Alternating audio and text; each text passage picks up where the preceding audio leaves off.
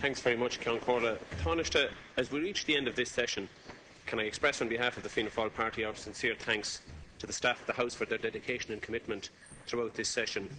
It clearly has been a particularly challenging time for them and their families, and I think they deserve our good wishes as they attempt to have some time off from here.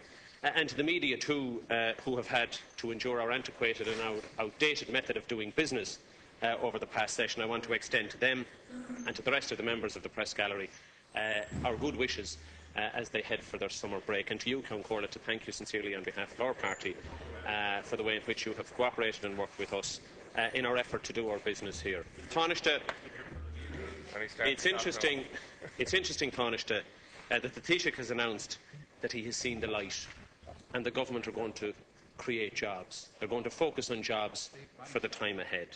A new focus, we're told, on jobs. Taoiseach, we've heard this many times over the past 2.5 years, and there has been little by way of real effort, or I would argue, real exercise in bringing that to fruition. He tells the Irish Independent today that the government plans to create 75,000 jobs by taking people off the dole. Look, I'm all for giving people hope, but not on the back of false promises. It would seem that instead of job creation, or indeed jobs being created, that people will have to realise that work actually pays. That's a rather interesting concept that the Taoiseach has come up with there. To me, anyway, Taoiseach, there's more than a hint that there is a belief that people are choosing to stay on social protection rather than seeking work or rather than going out to work. Now, whatever that contention might have held during the Celtic Tiger or during better times, I certainly see no indication out there that jobs are being left vacant, that people are failing to take up employment and that they're finding it much easier on social welfare. But maybe the Labour Party and Fine Gael together have some interesting insights and maybe you'll allude to them later. The Government's action plan for jobs was announced 18 months ago, as you know, Taoiseach, and it has been re-announced quite a few times since. That plan was due to create 100,000 jobs by 2016. So, Taoiseach, how credible is the commitment given in the previous promises that the Government have made on job creation that unfortunately have not come to fruition? How credible can today's announcement be when you really haven't achieved the targets that you have set out? Ceann Comhairle, we had New Era, a Fine Gael document some time ago that was due to create 100,000 jobs. Where has that gone? To the best of my knowledge, the only job that has been created out of New Era is the Minister from County Louth, a junior minister's position. Thank you, Deputy. So there's quite a bit to go in relation to that. This announcement, in my view, is even more extraordinary, given that despite Fianna Fáil calling over a year and a half ago for measures to improve employment in the economy, including the use of the Pension Reserve Fund, that it has been completely ignored by this government until such time as we were back in recession. Thank you. We're over time, So Deputy. Sorry. he's overspun. Well, Ceann Comhairle, the chorus, the chorus from the Labour Party are clearly upset by the facts being put before them. So if they gave me an opportunity to make the points that I want to make to the Taoiseach, then I wouldn't have to disrupt them. No, but you're over time. That's the unfortunate thing for you. But yet, well then, if I could then conclude, Taoiseach, the economy is bouncing along the bottom, despite what the Minister for Finance has said that it was about to take off like a rocket. So can you tell us how you intend to create these 75,000 jobs, and tell us how exactly they'll be created, and how you intend to take people off social protection and put them into employment? Well, first of all, I want to join with Deputy Dooley in expressing thanks to you, Ceann Comhairle, to the staff of the House, indeed to everybody who works here, including the media, for what has been a very long session since Easter, and I think what has also been a very productive session. I'm very glad that Deputy Dooley has raised the issue of employment with me this morning. In the 3 years before the general election, before this government was formed, 250,000 jobs were lost in the Irish economy under your watch. It's over 70,000, 80,000 jobs, 80,000 jobs a year over a 3-year period. We are now in a situation where that is turning. Jobs in the private sector are now being created at a rate of about 2,000 per month. The number of people who are in employment has increased for the first time since 2008. The number of people on the live register is declining. But there is a lot more that needs to be done, because getting people back to work and getting people into employment is the cornerstone of getting the economy to recover. That is the primary focus of this government. We've had, we all know, the kind of targets, for example, that have dominated political and economic discussion in this country over the past number of years, the targets that have to be met in terms of the Troika and so on. We are in a position where we're about to exit from that programme. As a country, I believe that we need to set ourselves a new target, and I believe that that target has to be the target of full employment. That's what we need to do, to get employment for people who have lost jobs during the recession, young people who are coming out of schools and colleges and who can't get work, and indeed employment for people who have had to emigrate and who would like to have the opportunity of returning. And that is why we have adopted a range of measures to address the employment crisis. That's why we're having a special meeting of the Cabinet today on the jobs crisis. That's why we brought forward the Jobs Action Plan. That's why we brought forward the Pathways to Work by Minister Burton. That is why Minister Howlin introduced a stimulus package last year. That is why we decided to establish a strategic investment fund in order to provide funding that will stimulate growth in our economy. That is why, for example, we got agreement at European level on the youth guarantee and provided funding for it in order to address the problem of youth unemployment. Every single day, this government is working at initiatives to get people back to work, to get growth in our economy, to get increased investment so that jobs are created, and to get increased confidence in our domestic economy. Nobody has ever argued that that was going to be easy, that there was going to be a single silver bullet solution to unemployment. It is a range of measures which are joined up, and for the first time, joined up right across government through the action plan on jobs, where every government department is working and every state agency is working in a coordinated way to do the one thing that I believe that people in this country need most, and that is to get increased employment and increased opportunities for the people who don't have them. And I believe that every member of this House should support the government's efforts in that regard. Thank you. Deputy Dooley, 1 minute. Thank you. Well, Taoiseach, your indignation is welcome. And if I was to go back over the record of the Dáil when you stood over there, I'm sure it was the same script that you repeated on a weekly basis. The only difference now is that you're there, Taoiseach. You're there for the past 2.5 years. And the record, unfortunately, I need no history lesson from you, thank you very much. So would you just keep to yourself for a minute and work out where you're going on your holidays? So Taoiseach, I need no history lesson about what happened. You will be aware that there was an election in the meantime.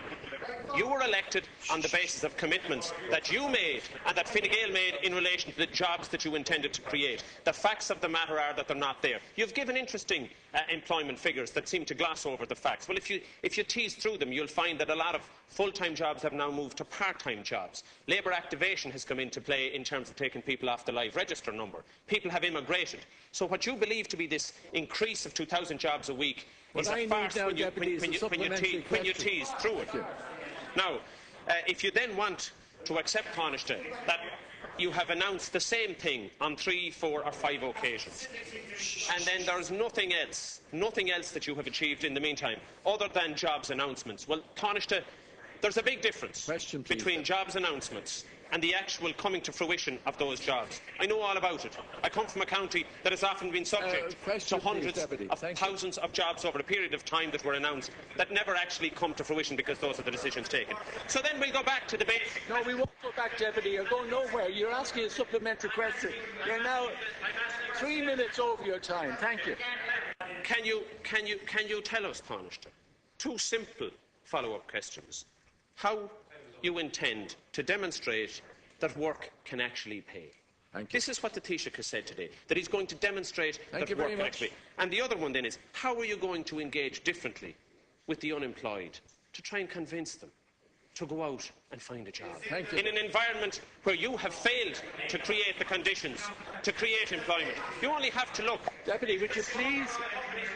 Deputy, would you resume your seat, please? They are unable to get the appropriate level of finance from the financial institutions to create the job. They're just getting a trickle. You only have to the small to medium enterprises to appreciate. When I ask you to stop, would you please stop? And don't totally ignore the chair. Hollister. No, you're way over time. I was very fair to you. Deputy Hollister, thank you. Deputy Dooley, you do need a history lesson. Fianna Fáil wrecked this country's economy. And in the 3 years before the people rightly booted you out of office, you presided over the loss of 250,000 jobs in this economy. No government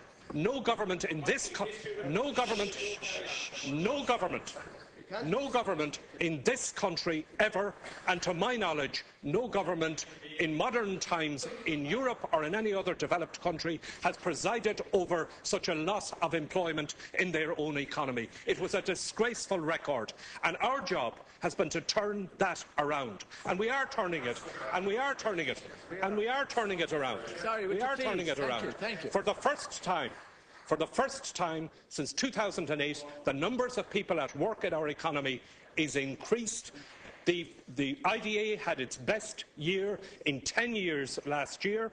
Enterprise Ireland has had a record year in terms of its exports, all of it sustaining and supporting and building jobs in this country.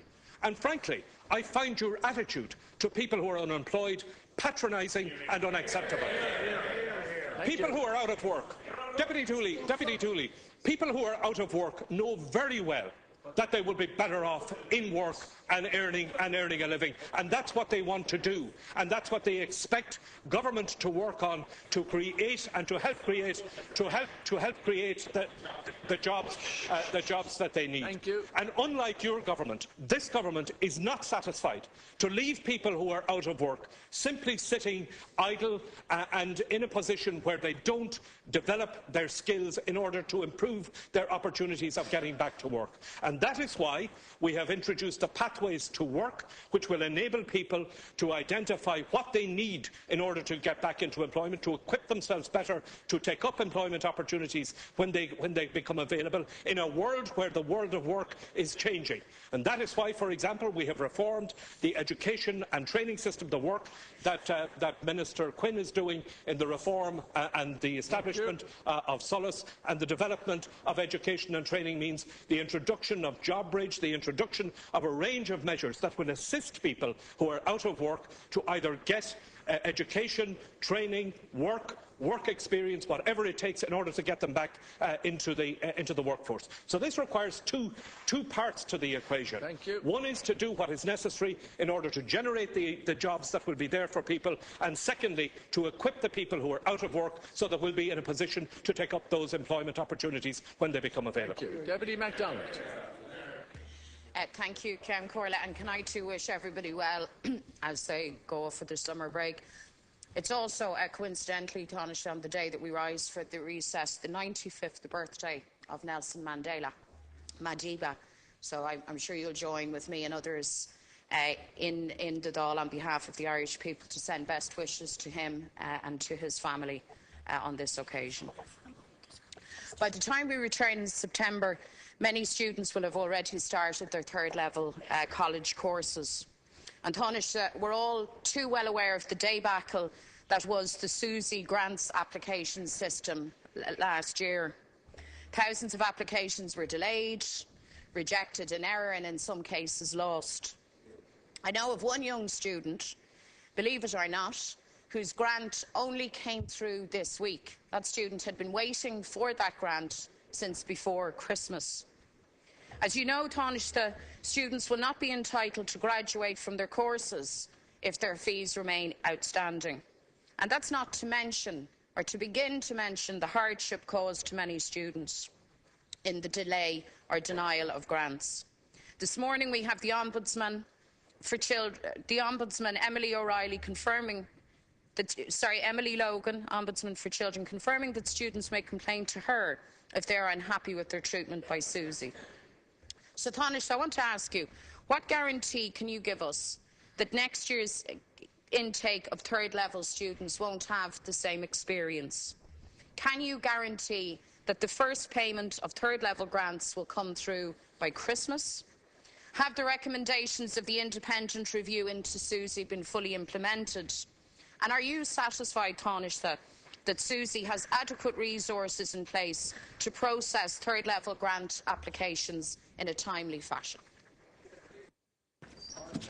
Well, first of all, I want to join with Deputy MacDonald in expressing my own and the government's best wishes on the 95th birthday of Nelson Mandela, a heroic and iconic figure, I think, for all of us. For the coming year, SUSI has introduced changes to make the process much easier for most applicants and developed its internal procedures to respond to the experiences of last year's applicants. Nobody in this House is satisfied with the operation of SUSI during its first year of operation, but all of the changes to SUSI will serve to significantly improve the service offered to students who are applying for student grants. There have been reports in the media of students still awaiting grant payments for the 2012-13 academic year, and those reports are of serious concern to all of us, and particularly the Minister for Education. Of the 70,000 applications for student grants, 99.23% are now fully complete in every way. 18 students, representing 0.02% of all applications, still need to send some documentation to SUSI, and SUSI has spoken to each of these 18 applicants and are making contact by phone, email and post to gather these few remaining documents. For another 524 applicants, representing 0.75% of all applications, final decisions have been made on their applications, but payments have not yet been made. For most of these applications, this is because SUSI has not received bank account details or students are no longer continuing their courses. The next payment run will be on the 25th of July, and we would appeal to each of these students to ensure that they have provided their bank details to SUSI in time for payments to be made on the 25th of July. As we look towards the coming year, 22,000 students who were awarded grants last year have already submitted applications to renew their grants for next year, while 26,000 students have submitted new applications for next year. This will allow SUSI to process significantly more applications over the summer months, rather than having to wait until September to begin receiving applications. An independent review of SUSI was carried out by Accenture in recent months. In line with the recommendations of that review, and in preparation for the 2013-2014 academic year, both the online application system and the application assessment process have been further developed to deal with the difficulties experienced in Year 1. A number of new initiatives will also make the application process more efficient this year. Applications for the 2013-14 academic year have been accepted since the 20th of May this year, while those who received grants last year have been able to apply for a renewal of their grant online in recent weeks also. A number of changes have been made to the application process, including the collection of bank account details at an earlier stage in the process, so that grant payments can be made as soon as applications are approved. Perhaps more significantly, a direct transfer of data from Revenue Commissioners, the Central Admissions Office and the General Registration Office is now in place, while SUSI now have direct access to appropriate DSP social welfare records. This will allow SUSI to very significantly reduce the supporting documentation required of applicants. Finally, SUSI is also working to improve how they are communicating with students. The website has been completely overhauled to make sure that all information for students is available on one website, and an online tracker system is now also available to applicants to allow students to monitor the progress of their applications. Well, the very fact that there are nearly 600 students still at this stage in July who still have complications around their grant applications tells you something. But of course, that's only a fraction, it's only a glimpse of the chaos that we know that reigned in this system for the last academic year. You mentioned there the provision of documentation. let me tell you, there were students, Tánaiste, I'm sure you're aware, and parents, the length and breadth of the country, almost at the point of nervous breakdowns with the level of bureaucracy and paperwork involved in this exercise. So I am glad to hear that there is some data exchange between Revenue, CAO and the Department of Social Protection. That's hardly a revolutionary thing. We don't exactly live in the dark ages, but I'm glad you've finally gotten to do that. I don't get from your response to me the kind of commitment that I was asking from you on behalf of government to the students. You say that the independent review recommendations have been implemented. You instance some of those. So are you saying to students now that there will not be the chaotic scenario that we had in the last academic year? Are you telling students now that they will have their first payment, that they will have payment by Christmas time? Can you actually make that commitment? And finally, Tánaiste, on the issue of assessment for the grant, you'll know that assessing the eligibility of a student for a grant on the basis of gross income has caused huge problem for lots of families. They've been in correspondence with me and my colleagues. I've no doubt they've been in correspondence with you, because it takes no account of outgoings, of the debt burden that families carry. So you mentioned assessment criteria. Would it not be a fairer basis to calculate somebody's eligibility on the basis of net rather than gross income? Thank you. Tánaiste. First of all, the number of students who apply for and receive student grants is very large. About 42% of all third-level students are in receipt of a grant. Last year, what was happening was there was a transfer of the student grant administration system from 66 different bodies, county councils, city councils, VECs, to one single body, SUSI. I have acknowledged, and I know the Minister for Education has acknowledged on a number of occasions, that there were problems with that. I think the important thing is that the lessons that were learned in that transition process have resulted in changes being made. There has first of all been an increase in the number of staff who are operating in SUSI in order to process the applications. I think it's 23 additional staff that have been appointed to SUSI, and three senior staff as well. In addition to that, there was a review carried out of the way in which the process was operating. That was done by Accenture. As I've said, the recommendations that were made by Accenture are being implemented. Some of those involve earlier application, processing of application, earlier and easier way of dealing with that. Sorry, we're over I think it's fair to say. I think it's fair to say that students will not experience the kind of difficulties that they experienced last year. But as we all know, it depends on the individual application, depends on the quality of the application sometimes, it depends on various information that is provided. But as far as the operation of SUSI is concerned, the kind of problems that we saw last year, they have been addressed. There have been quite a significant number of changes that have been made now for the operation. Well, every individual. We're over time. Look. Every individual. I mean, there's an application. There's an application system for student grants. And nobody can, when somebody puts in an application for a student grants, nobody can give a guarantee as to what the decision is going to be made on that grant. It may be. No, wait a second. Wait a second. You asked if the recommendations of the review that was carried out were being implemented. I detailed for you the changes that are being made. And when that wasn't bad enough for you, you then decide to change tack and to ask me something different. The students, the grant applications will be processed efficiently by SUSI.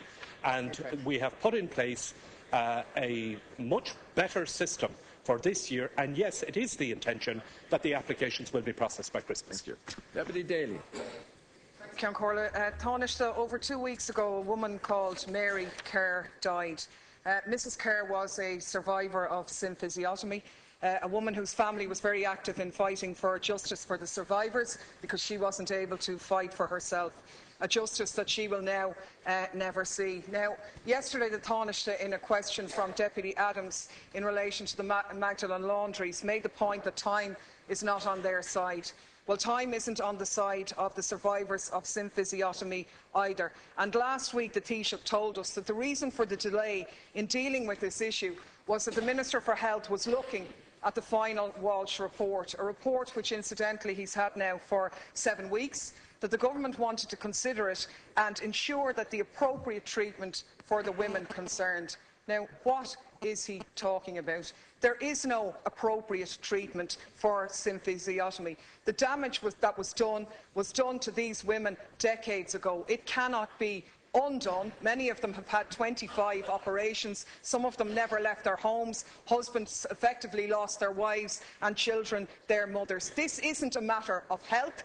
It's a matter of justice, and comparisons with the Magdalen laundries are totally inappropriate because we're talking about personal injuries as a result of gross medical negligence. And I think, Taoiseach, that your party colleague Fergus Finlay identified earlier this week that the Walsh report, the draft Walsh report, was a much criticised document, and of course it was, because it was based on a central flaw that the barbaric practice of symphysiotomy was medically acceptable, and that is simply not the case. The idea that the final report is going to add anything, I'd have to say, would be highly suspect. So why are we really waiting? And the only conclusion I think that you can take, and that many of the survivors are taking, is that far from grappling with the legacy injustice as best you can, that the government would actually appear to be engaged in an attempt to deny access to these ageing victims to the courts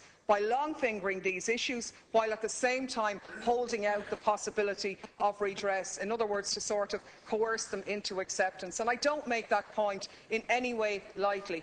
This House unanimously supported Deputy O'Quailon's bill to lift the statute bar to allow those women access to the courts. We should have dealt with that legislation by now. And I'd like to ask the Taoiseach, are you aware that the national membership of survivors of symphysiotomy, who represent 98% of the victims, have unanimously voted 2 weeks ago to reject any redress scheme based on a Magdalen-type arrangement, and instead have urged your government to negotiate with their executive for a just and fair settlement of their legal actions. Can you, before the House breaks up for the summer, give those women the assurance that your government will listen to what they've said and deliver that solution for them? Thank you. Taoiseach. Yes, I can give the assurance that this government will listen and is listening to the symphysiotomy women. This is something that has been an issue of concern from the government from the very beginning. It is an issue that the Minister for Health has decided to address. It is an issue that is raised frequently with government by members from all sides of the House. And I know in my own case was an issue that was raised by a number of my own parliamentary party at our meeting yesterday. So it is an issue that is of immediate concern to the government. The Minister for Health is considering the steps that can be taken on it. I understand that he is to bring proposals on that to government in the near future. And I want to give this the assurance before the House rises that, yes, this issue is being addressed by the government and is being addressed very seriously. Thank you. See, there can be a problem in listening and actually hearing what people are saying, because there have been a huge amount of words said by the government on this, but your actions actually would indicate that you are embarking on a path which is directly contrary to the wishes of of the women involved. Now, they have specifically said that they are not interested in any redress scheme whatsoever based on the idea that symphysiotomy was medically acceptable. What they've said is they want a public acceptance by the various defendants, incidentally people who were practising in private hospitals, so it's actually not even going to cost the state a huge amount of money, but that the operations were negligent and performed without clinical justification or consent. And they also want payment of damages to the victims in the range of £250,000 to €450,000 for those victims. And those figures are not bandied about lightly. They're based on a substantial haircut of the amounts which the courts have already awarded some of these victims who have endured serious damage. So what the question is, and it really is yes or no if you are actually listening to it, will you ask the State Claims Agency and the Minister for Health to engage with the executive of survivors of symphysiotomy who've been mandated to represent the women to reach a just and fair settlement of their claim outside the idea of a Magdalen-type redress scheme?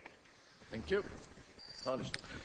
Well, I think it is fair to say that that this government has, I think, a record of dealing sympathetically and with justice in respect of long outstanding issues that really needed to have been dealt with over the years. We intend to deal with the symphysiotomy issue in the same way. Now, I'm not going to anticipate what proposals the Minister for Health is going to bring forward, and I don't think that anybody in this House would expect me to do so. He'll bring those proposals forward and be considered by government. But I can assure you that he is dealing with the issue urgently, he's dealing with the issue sympathetically, and he is willing to engage with the victims and the sufferers, people who have suffered in this area for quite some time.